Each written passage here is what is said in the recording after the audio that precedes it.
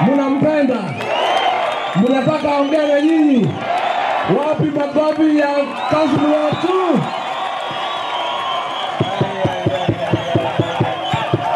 Thank you. Embu hoye! Embu hoye! Unaweza kunipa wiper? Nikisema wiper, sema komboa Kenya. Wiper! Wiper! Wiper! Rigiji! Muguju! Wote tukomboe Kenya, sio? Wangapi wako tayari kukomboa nchi yao? Waembu muriaro mwaseo kumbe mwatwiki akamba dhaifu nyote mgeuka mmekuwa wakamba. Basi tunafuraha tele, nyinyi watu wa Embu mumekuwa nambari moja kwa kulinda demokrasia yetu kikatiba. Hata nakumbuka wakati Rigiji alikuwa Marekani, mimi nilikuwa Uingereza, na kina Mkunjo walikuwa hapa na tukaongea na nyinyi kwa simu. Kila wakati nyinyi hamuogopi, nyinyi ni wana demokrasia, na kwa sababu katiba ambayo Kibaki alituachia, kumbukeni mimi nilikuwa makamu wa Kibaki, si ni kweli? Sasa mambo ni haya. Jana wanawaipa tukakutana pamoja na wenzetu hawa wote, ndugu Rigiji, my sister mother, my brother JB Muturi, my brother Eugene Wamalwa, na wale wengine hatuko nao leo walikuja pia.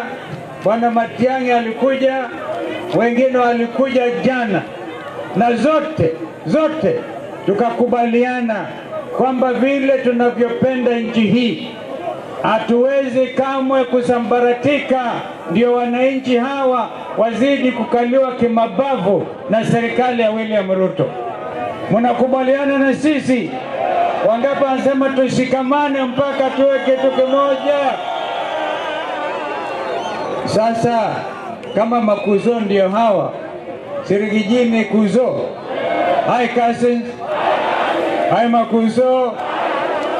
Alafu Rigiji akasema kule alipokuja Kitui, William Ruto achane na Kalonzo. Kila kuchao wao wanadhani Kalonzo ni Gideon Moi. Haiwezekani. Kinamna hiyo. Kwa hivyo akasema wache kunisumbua. Kama Ruto anataka kuongea na Kalonzo, kuna family. Sasa hapa kuna spokesman na spokesister. Wakitaka kuongea na Kalonzo waulize Rigiji ama waulize Martha Karua. Namna hiyo. Wangapi wanasema sisumbuliwe mimi, alafu akitaka kushtakiwa waende kwa JB Muturi. JB Muturi ndugu yangu. Kwa hivyo hii familia yenyewe ikikaa namna hii peke yake mbele, kwanza mwezi kushindwa. Hakuna mtu anaweza kushinda kura. Kwa hivyo tumekuja leo kuwaenzi nyinyi watu wa Embu, na msigadhabike. Hata mimi nataka kutoa fikira ndugu Rigiji. Wacha nitoe fikira yangu ni hii. Tunajua huyu mama Cecily Mbarire, hata watu wa UDA hawana imani na yeye, wenyewe hana imani na yeye. Kwa hivyo mimi natoa wito kwa Cecily Mbarire, akiona huko kemeumana arudi nyumbani na akae na wale watu wengine, ama sivyo hakuna haja hata kumwita Karinda. Mwite yeye Cecily Mbarire. Wewe hamtaki yeye, wangapi wanasema aende? Hiyo ni haki yenu, hiyo ni haki yenu. Kwa hivyo mimi nataka kusema asanteni. Leo tumeenda mpaka Kiritiri, tukapita tukaenda Runyenjes, na kusema kweli watu ni one term. Nikisema Harambee mtatipa one term. Harambee!